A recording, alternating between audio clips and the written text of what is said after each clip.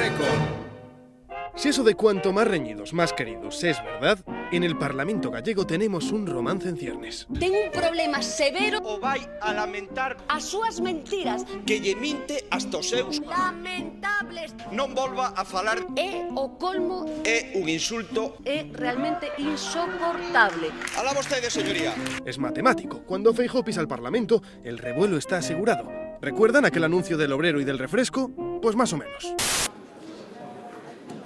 Son las 11:30, son las 11:30, son las 11:30. Es la hora. I don't want you to work all day, but I want you to be true.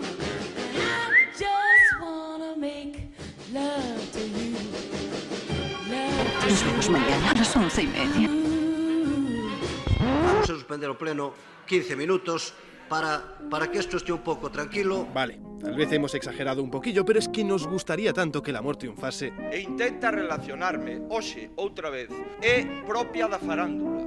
Sí, señor presidente, reconocemos que nos encanta el papel de Celestinas. El problema es que nos da verdadero temor el resultado del experimento porque, si la cosa sale bien, podríamos tener uno de esos amoríos con exceso de glucosa que hagan las delicias de aquellos que piensan que siempre nos quedará el amor. ¿Quién eres tú que así, envuelto en la noche, sorprendes de tal modo mi secreto? Mi nombre, Santa Dorada, me es odioso por ser para ti un enemigo. Si te vieran, te matarían.